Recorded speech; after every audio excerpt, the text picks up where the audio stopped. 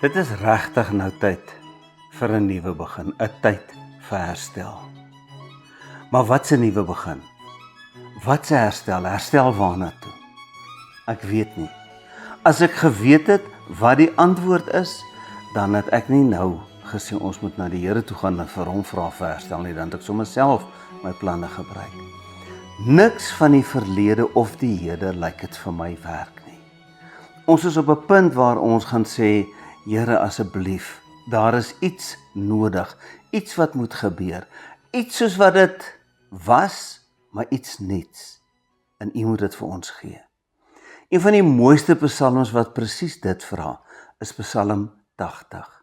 Psalm 80, dis so mooi, ek kan dit regtig waar met my hele hart saambid as ek hierdie psalm verstaan. Kom ons lees dit saam. Psalm 80 van vers 1 tot 20. Vir die musiekleier op Narsings, 'n getuienis, van Asaf, 'n psalm. Herder van Israel, luister tog. U wat Josef soos kleinvee lei, u wat oor die Gerub stroon, laat skyn tog u lig voor Efraim, Benjamin en Manasse. Laat u mag ontwaak en kom tot ons redding. O God, herstel ons, laat skyn die lig van die aangesig, sodat ons verlos kan word. Here God, heerser oor alle magte, hoe lank gaan u woede nog smeel teen die gebed van u volk? U het hulle brood van trane laat eet, u het hulle trane in oormaat laat drink. U het ons 'n bron van stryd gemaak vir ons bure, ons vyande dryf met ons die spot. O God, heerser oor alle magte, herstel ons, laat skyn die lig van u aangesig, sodat ons verlos kan word. U het in Egipte 'n wingerdstok uitgetrek, u het nasies uitgedryf en hom geplant, u het voor hom skoongemaak en hy het wortel geskiet en die land vol gerank. Berge is deur sy skadu oordek, die magtige seders deur sy takke. Hy het sy ranke uitgestoot tot by die see, sy lote tot by die rivier. Waarom het u sy tuinmuur afgebreek, sodat almal wat daar verbygaan sy vrugte pluk? Wilde varke uit die bos vreet hom kaal, bosvarke uit die veld vreet hom op. O God, heerser oor alle magte, kom tog terug. Kyk uit die hemel en sien dit raak. Versorg hierdie wingerdstok, die steggie wat u regterhand geplant het, die spruit wat u vir u self groot gemaak het. Hy is met vuur verbrand, afgekap. Laat hulle vergaan weens die bedreiging van u teenwoordigheid. Hou tog u hand oor die man aan u regterkant, oor die mensekind wat u vir u self groot gemaak het. Ons sal nie van u wyk nie, maak ons lewend, net u naam sal ons aanroep. Here God, heerser oor alle magte, herstel ons, laat skyn die lig van u aangesig, sodat ons verlos kan word. Here, ons het herstel nodig. Kom na ons toe, herstel ons. Hierdie psalm is geskryf in 'n tyd toe daar vir Israel geen politieke, ekonomiese of selfs godsdienstige hoop was nie. Dit lyk amper of dit geskryf is in die tyd nadat die Noordryk Israel geval het. Jerusalem het daarom nog gestaan. In hierdie tyd kom die mense en hulle sê, Here, maar daar het niks van ons oorgebly nie. Die beeld wat gebruik word is besonders. Die beeld sê, U het in Egipte 'n wingerdstok uitgetrek. Dit is 'n simbool van Israel se bevryding uit Egipte. Toe het U die land skoongemaak, dis hoe die Here die land Kanaan skoongemaak het en U het hom geplant. En dit het goed gegaan met hom. Dit het goed gegaan onder koning Dawid en Salomo het hulle letterlik van die see tot by die Eufraat regeer oor daardie hele gebied. Dit het besonder goed gegaan. En nou? Wel, nommer 1, die ryk is in 2 verdeel, so hulle het burgeroorlog gehad. Nommer 2, ten minste die Noordryk is totaal vernietig deur Assirië. Daar het van hulle niks oorgebly nie. Die beeld is die van mense wat daar verbyloop, vat sommer van die vrugte, hulle eet die druiwe, wilde varke vreet aan die bos, bosvarke uit die veld vreet hom op. Daar het niks van hom oorgebly nie. Hierdie tingerige dooie stok, wat eens op 'n tyd so 'n magtige druiwerank was. Here, sê hulle, kom en herstel ons. Wat wil hulle hê? Hulle sê nie. Al wat hulle besef is, hierdie situasie waarin ons nou is, waar ons polities vernietig is, waar ons militêr niks is nie, waar ons nie meer 'n identiteit het nie. Hierdie situasie, Here, dit kan tog nie wees wat U wil vir ons is nie. Hulle kom nie en vra vir iets spesifieks nie, hulle sê net, Here, kyk hier waar is ons, kom U, kom besoek ons en kom herstel ons, kom maak U iets nuuts. Wat hulle doen is, hulle onthou dat daar 'n tyd was wat dit goed gegaan het. En hulle besef dat hulle afhanklikheid is van die Here, en daarom kla hulle by die Here. Here, U het die muur afgebreek. Here, U is die een wat maak dat ons 'n bespotting verander is. Here, kom na ons toe en herstel ons.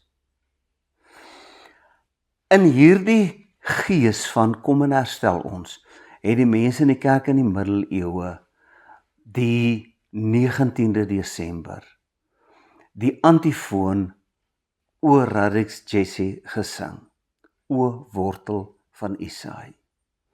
Antifone, dis die 7 dae voor Kersfees wat hulle beelde gehad het uit die Ou Testament wat hulle op Jesus van toepassing gemaak het.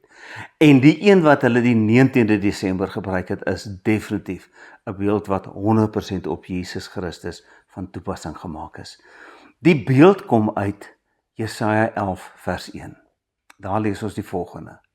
Maar 'n takkie sal uitspruit uit die stomp van Isaai en 'n loot uit sy wortels sal vrugte dra. Hierdie is geskryf in dieselfde tyd, of ek wil sê in dieselfde asem as Psalm 80. Die noorde is vernietig en in die suide dreig die onweerswolke. Die oorlog is op hulle voorstoep. En in hierdie tyd kom die profeet Jesaja en hy profeteer dit wat Psalm 80 voorbid. Daar sal 'n takkie uitspruit uit die wortel van Isaai, 'n loot uit sy wortels sal vrugte dra. Wat beteken dit? Isaai, wie is Isaai? Isaai is die pa van koning Dawid.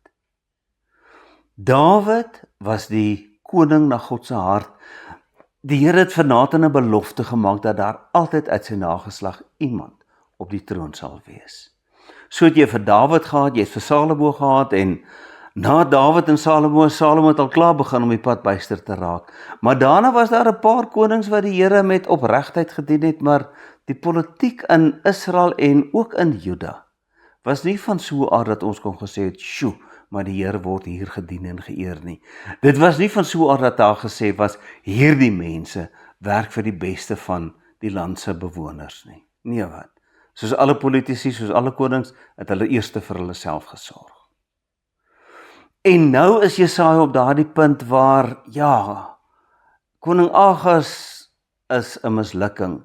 Sy seun koning Hiskia was 'n wonderlike koning, maar na hom het daar weer maar tye van ineenstorting gekom. Dis asof hulle by die punt gekom het om te sê, Here, hierdie storie werk nie. Dis asof die boom van die huis van Dawid afgekap is. Die koninkryk van Dawid en Salomo, dis vernietig. Die beeld is baie mooi. Jy het 'n boom, die boom is afgekap. Wat bly oor? Niks, behalwe die wortel. En nou kom die profeet Jesaja en hy sê, maar uit daardie wortel sal 'n nuwe takkie spruit. 'n Nuwe loot sal uit die stomp van Isaai spruit. En daardie loot is die een op wie ons hoop. Op daardie loot is ons hoop gevestig. Nou het sedert die 8de eeu toe Jesaja geleef het, die mense baie interpretasies aan hierdie gedeelte gegee. As daar 'n nuwe koning kom, tydelike koning na die ballingskap, dan het hulle gesê, goed, hier is nou 'n nuwe takkie, maar ag, daai takkie is dit nie gehou nie. Verskillende tye en nêrens eintlik kan 'n mens sê, het die mense gevoel hierdie profesie het waar geword nie.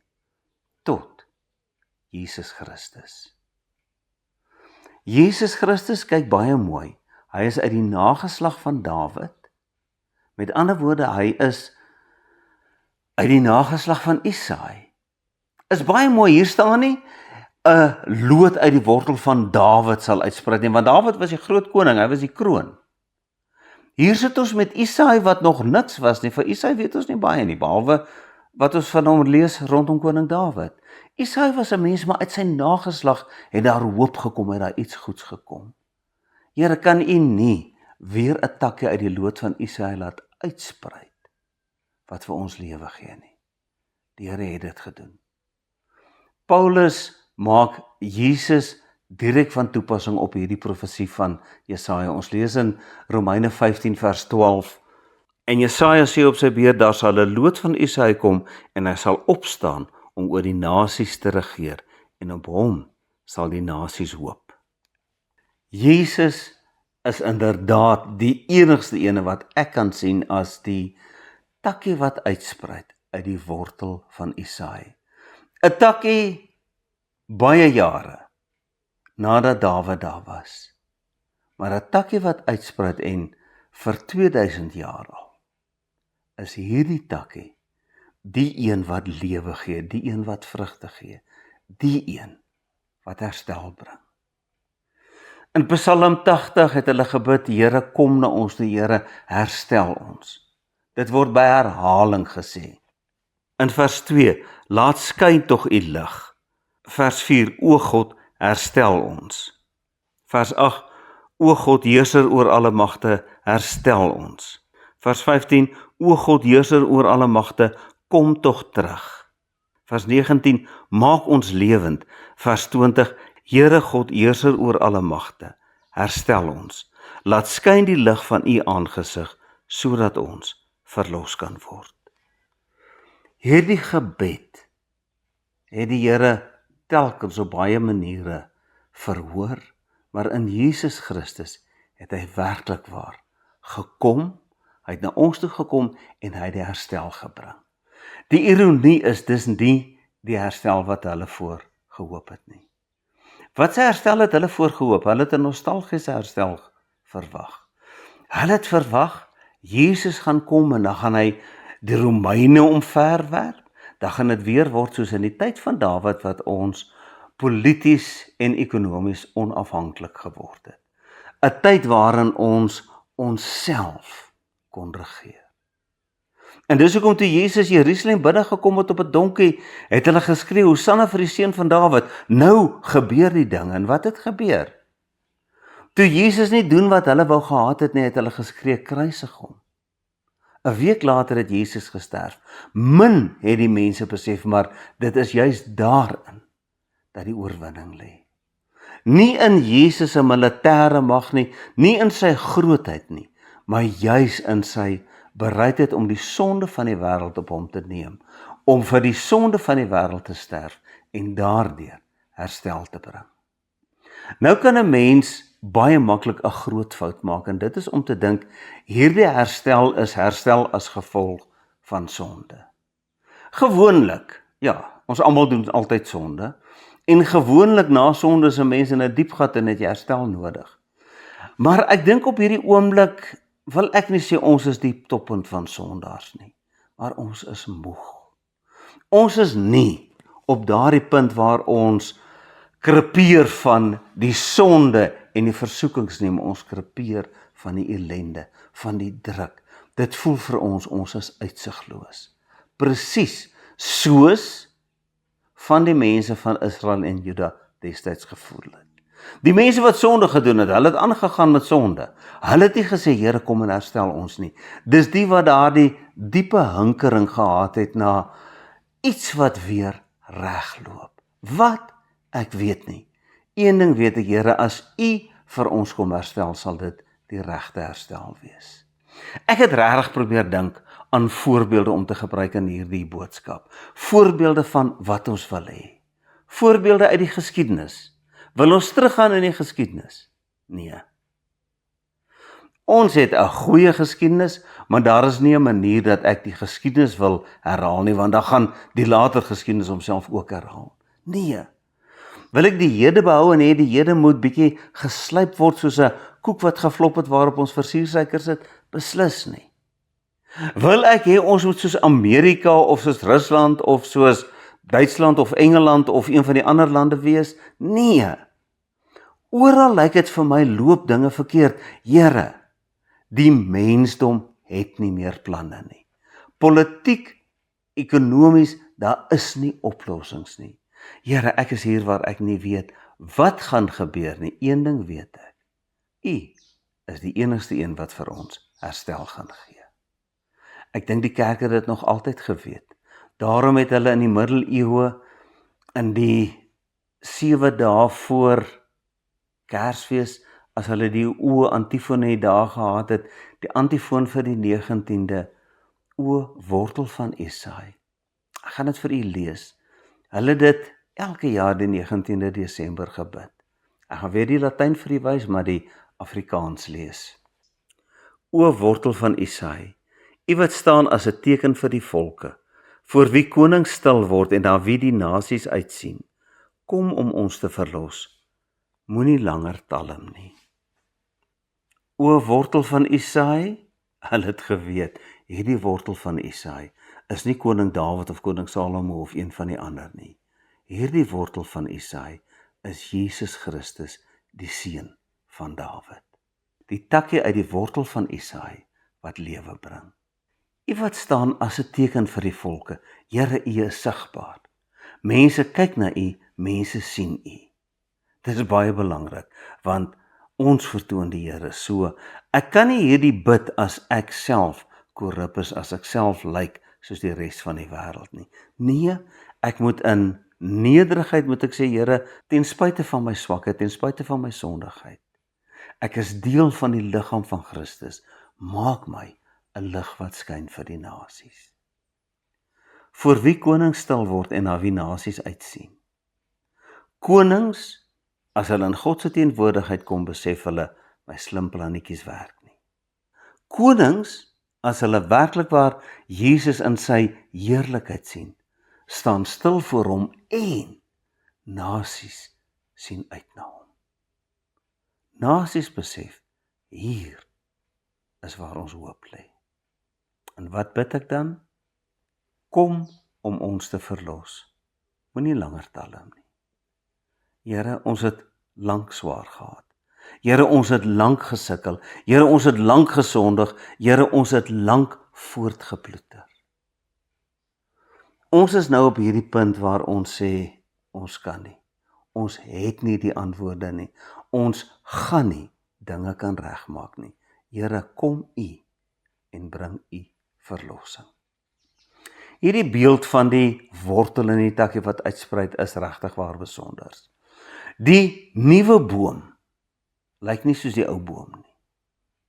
As jy 'n boom gehad het en hy is afgekap en daar spruit 'n nuwe loot uit hierdie wortel. Jy het die litteken van die ou boom daar. Jy sien waar die ou boom afgekap is. Hier kom iets nuuts, iets anders. En regtig waar dis wat ons nodig het. Iets nuuts, iets anders wat die Here vir ons bring. Iets wat vir ons werklik waar lewe gee. Die lewe wat daar in Jesus Christus is. Die loot het uitgespruit. So Here, alles is reg. Kom en lei ons. Kom en vernuwe ons. Ek was hier in die vroeë 90's in Israel en die toergids probeer allerlei stories aan jou verkoop. Baie van die stories glo ek nie, my waarheid is baie min van die stories glo ek. Maar een van die stories was regtig waar vir my mooi. Toe ons in Getsemane kom, toe vertel hulle vir ons. Jesus het in Getsemane gebid, daar onder die bome, Getsemane, dis die plek van die olyfbome. Toe, dis nou soos wat die storie sê, in die jaar 70 na Christus, toe Jerusalem vernietig is, het generaal Titus al die olyfbome in Getsemane afgekap. Of het so is, weet ek nou nie. Maar 'n olyfboom wat afgekap is, loop weer uit. Dis hierdie beeld wat ons hier het, die wortel van Isaai, die stomp wat weer uitloop.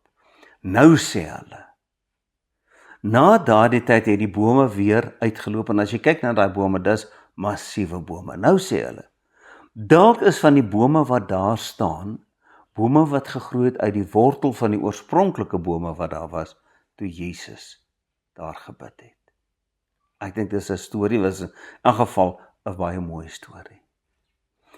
Wat ek daaruit geneem het is, ek weet nie wat se geskiedenis daar is nie, maar daardie bome wys vir my, jy gaan nie sommer vernietig word as jy vas staan nie. as jy gewortel is in goeie grond, daai Mediterrane grond, olyfboomwêreld, dan kan die aanslag van die lewe maar kom, en die lewe kan vir jou seermaak, en dit kan lyk of die lewe vir jou vernietig het. Jy gaan weer 'n boom word. Here, ons is moedeloos. En die ergste is, ek het nie self 'n plan nie. Elke ou, jy was 'n stadium waar die mense met hulle slim politieke planne en ekonomiese planne my opgewonde gehad het. Elke keer sien ek die planne werk nie, en dan raak ek al hoe minder opgewonde.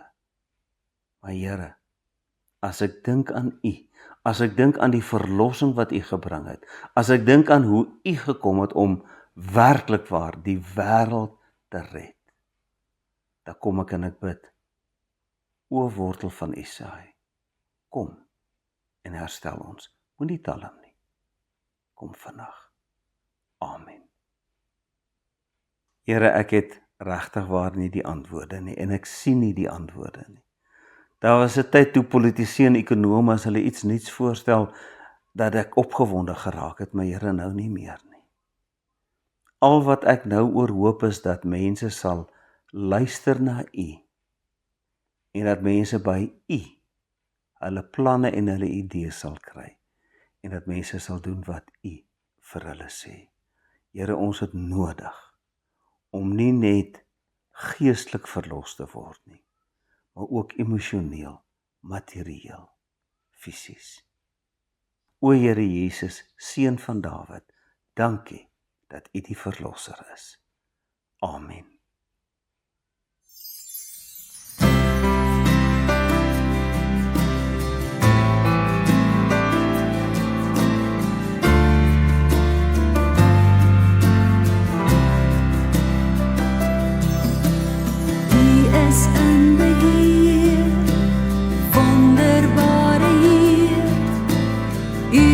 Steeds getrou, U skepping onderhou. U is in beheer, wonderbare Heer. U wat alles vorm tot U eer. U is in beheer, wonderbare Heer. U wat steeds getrou, U skepping onderhou. U is in beheer, wonderbare Heer. U wat alles vorm tot U eer. Die oggendson vertoon U heerlikheid. Die sterre in die aand, U majesteit. As ek om my kyk, kan ek meer van U begryp. En ek weet opnuut, U is 'n werklikheid. U is in beheer, wonderbare Heer. U wat steeds getrou, U skepping onderhou. U is in beheer, wonderbare Heer. U wat alles vorm tot U eer. U is in beheer, wonderbare Heer. U wat steeds getrou, U skepping onderhou. U is in beheer, wonderbare Heer. U wat alles vorm tot U eer. Net U alleen laat val die vroeë reën. En U alleen gee lewe deur U seën. As ek om my kyk, kan ek meer van U begryp. En ek weet opnuut, U is 'n werk